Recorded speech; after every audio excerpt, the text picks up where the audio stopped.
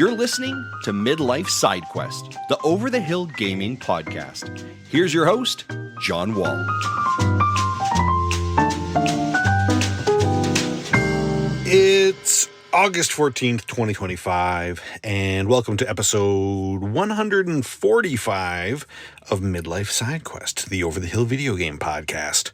My name is John Wall, and every Thursday morning I bring you my video game impressions, the latest industry news, and tales of a Gen X geek, delivered to you in just 15 minutes. Thank you very much for tuning into the show today. I am so happy you're here.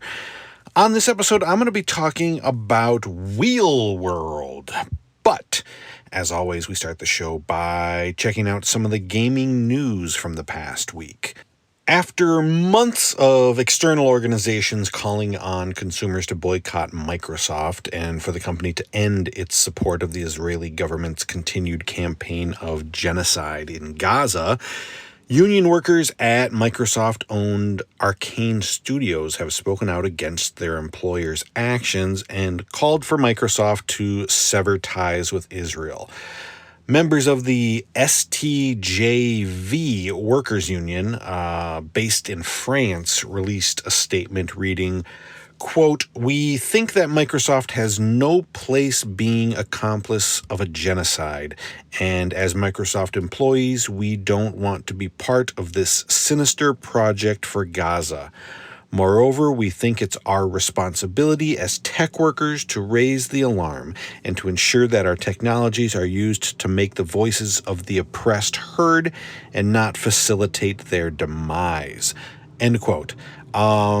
The statement goes on to say that the company's actions risk hurting the reputation of Xbox games and therefore are putting their own jobs at risk also. Recent reporting has shown that Israel's surveillance agency has been using Microsoft's Azure cloud technology to monitor Palestinian groups and take military action against them. Since the beginning of the conflict, over 55,000 Palestinians have been killed, with approximately 17,000 of those being children, which is a horrendous figure. Numerous organizations have stated that Israel is committing war crimes and that their goal is nothing less than the complete eradication of the Palestinian people. So I think the recent increase in video game industry unions is a positive thing for, multiple reasons. But in this particular case, it allows members to speak out against the actions of their employer without the fear of being silenced or retaliated against, which is very important. It's obvious that these decisions being made have nothing to do with the games division of Microsoft. They're coming from the very top, but they could end up losing their jobs and having their careers, damaged by all of this. So we'll see if this leads to more groups within Microsoft speaking out, and we'll see if it has any effect on the company's plans.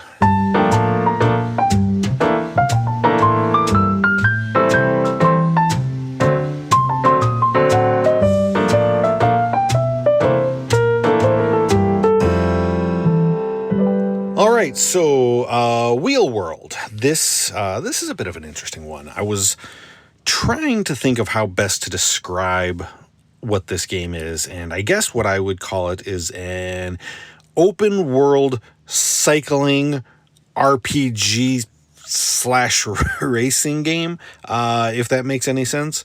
So in the game you play as Kat, a cyclist who has been chosen by a bicycle spirit god entity of some sort, who manifests as a flaming skull that hovers in front of your bike, and you need to save the bike realm by collecting all of the parts of a legendary magical bike, which will restore the the sewer system, which does. Listen, the story is really stupid. It's not that interesting. It doesn't make much sense. But also you can largely ignore it. I was basically skipping all the dialogue at some point. So you collect these legendary bike parts by exploring the open world and competing in races to earn enough cred to race against the boss characters who have these pieces, these parts. You can also earn more cred by looking for chests hidden around the world. You can upgrade your bike with other non-legendary parts like new tires, seats, handlebars, frames, and the such to, increase your speed and your braking and your steering, stuff like that. And you can earn these also. You earn these by winning races, finding them in chests, or you can buy them from vendors that you'll find as you go around the world. So I'm a bit conflicted about this game because there are parts of it that I really enjoy. There are things that I think they do quite well. And then there are parts of it that I just think that they would have been better off without. And I keep going back and forth on whether or not I think that the good bits outweigh the bad or not.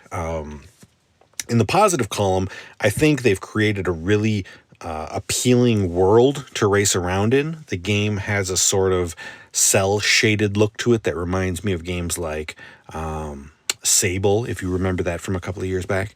And the setting is very French or Italian countryside with vineyards and windmills. It's really nice. It's a very pretty game, and it's a relaxing place to ride around in. Also in the positive column are the races themselves. They feel really good. The bikes control well, and they're fun. They're not super challenging. None of them so far have given me too much trouble at all, but they do include some bonus objectives to try for that'll get you more rep, like beating a specific target time or collecting the letters to spell out your name, which can sometimes be tricky to find in the world as you're watching the road in the middle of a race. And these are nice. These are nice little additions that give you that extra bit of challenge if you're looking for that. On the flip side, like I said in the beginning, I really don't think that the story is that good or interesting, unfortunately. There's not much character given to anybody. It's not really very funny, and it just feels skippable, The only thing that really stuck out to me was the gag of using roadside toilets as fast travel spots and calling them portal potties. I mean, that's pretty good.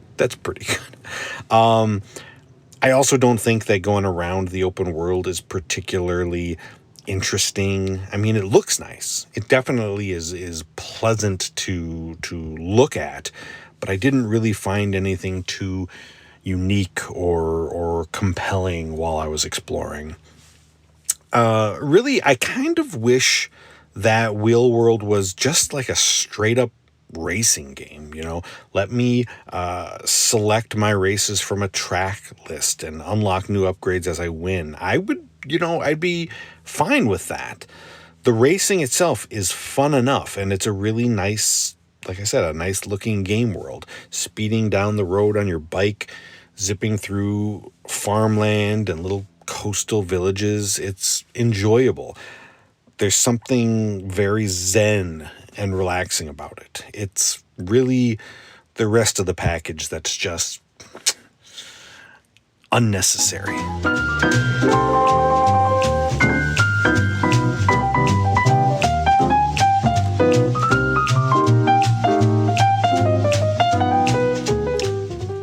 Can I rant to you for just a second about how stupid some companies are. So last week I got a text that said that there was a problem processing the monthly payment for my internet service. It's odd. Maybe a scam. So I logged onto the website, and sure enough, it says that the payment didn't go through. I didn't change debit cards. I had plenty of money, but it didn't go through for whatever reason. So I updated the account with my banking info, and it goes through. Boom. Problem solved. Then the next day, my internet stops working. And it's weird, though, because it's not just that there isn't any connection.